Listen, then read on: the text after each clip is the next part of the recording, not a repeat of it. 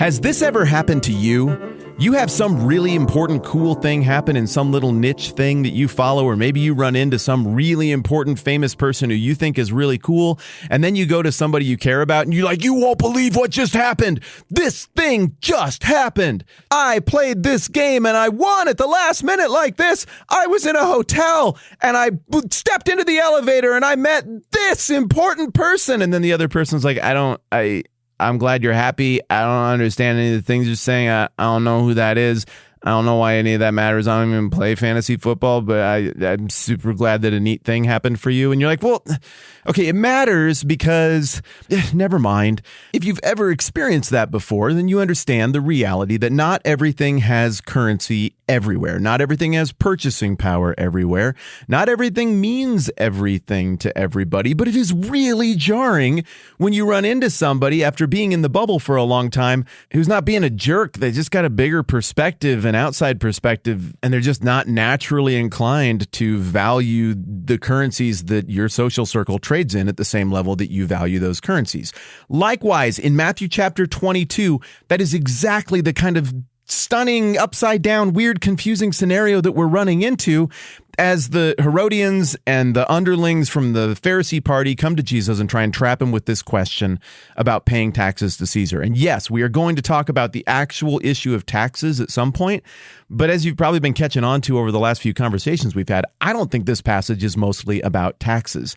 I think this passage is a payoff on the question of authority and on the question of provision. I think this is a passage that is a payoff, that is a repetition of a theme we've seen not just throughout all of Matthew, but throughout the whole Bible, of God having the ability to actually provide, and the currency of God being actual, lasting, backed up, reliable currency, and all human authority and human currency being very secondary, very in the moment, very like, well, I guess if that's the world you live in and that's what you're into right now, sure, I suppose I could see it. And so when the Pharisees and the Herodians come to Jesus and try and lay a trap for him with this question of taxes, Jesus' response is jarring to them, to the original audience, and to us, because we realize, like, oh my goodness, he just hand-waved that whole thing. This is not to him the chief question. What he is intoning with his answer is, you're entirely missing the point by even asking this question the way you're asking it.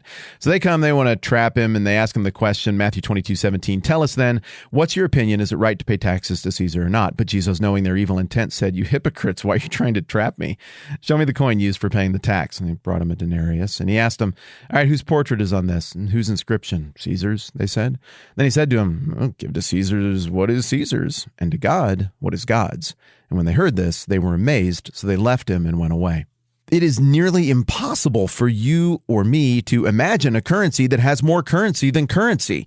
A currency is the currency of everything. Money is the thing, but as we talked about over the last couple of episodes, it's kind of also an illusion, and especially in this Roman context, this illusion of value is kind of a weird mixture of actual mineral rarity and human energy expended to capture this mineral rarity, that being silver, and all of that is kind of mixed with some vague central planned government assigned notion of what a day's wage is worth.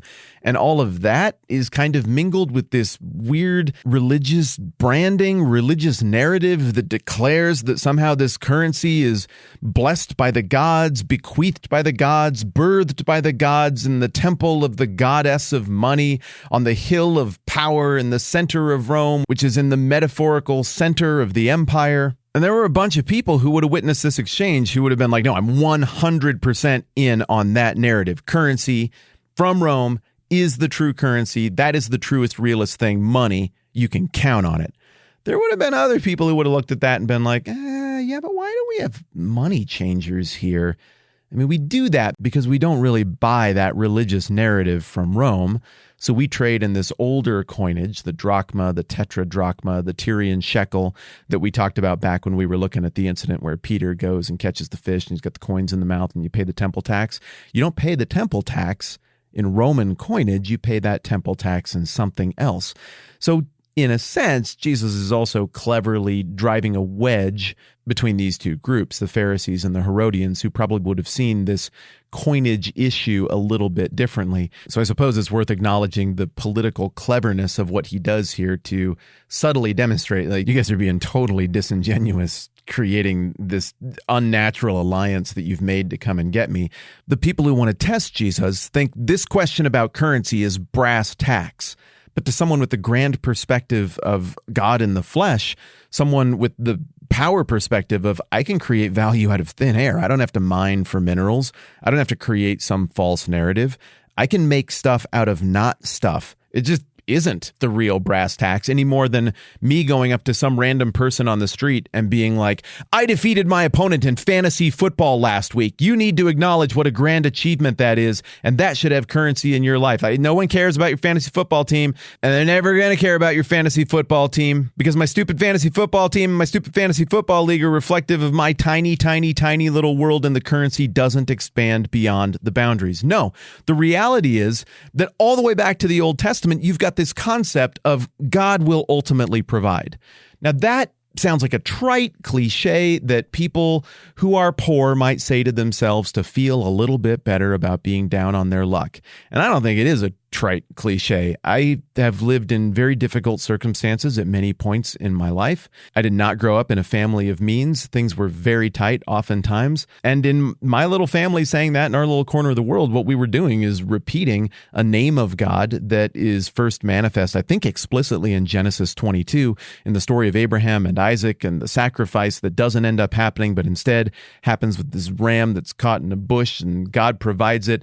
And I think the King James Version renders it Jehovah Jireh, that God will provide. That becomes a name attached to that location and to the God who provided, not just for physical needs, but for spiritual needs. It's a metaphor for both. That's something we could break down more deeply some other time. And then you fast forward up to the book of Matthew, and Jesus is pounding this Jehovah Jireh, God is the true provider concept again and again. In Matthew 6, you got the Lord's Prayer. Part of the Lord's Prayer is bending the knee to the God who provides. Give us this day our daily bread. The right posture before God is to acknowledge that he is the ultimate provider. Right after that, you get the stuff about don't worry. God knows what you need before you even ask. He is the provider, and in his kingdom, actual provision occurs. You get that stuff at the end of Matthew chapter 11 that goes, come to me, all you who are weary and burdened, and I'll give you rest. Take my yoke upon you and learn from me, for I'm gentle and humble in heart, and you'll find rest for your souls, for my yoke is easy and my burden is light. He's describing a different game, a different set of currency, a different world.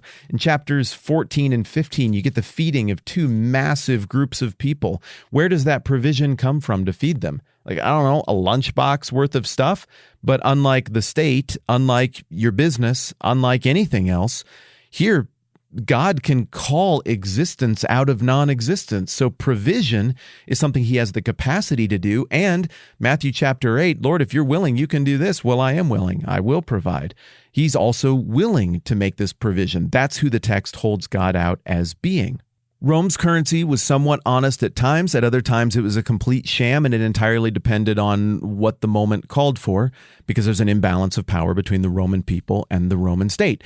So if they need to round up 675 million denarii and then a couple of emperors later melt down all of it, remint it so it looks shiny and good again, but do so at 5% less purity and just pocket all of that profit and give everybody back the coins and tell them that it has the exact same value because it was birthed by the gods in a temple on a hill, people for the most part are going to take that and be like, great, even though they're completely being scammed through dishonesty.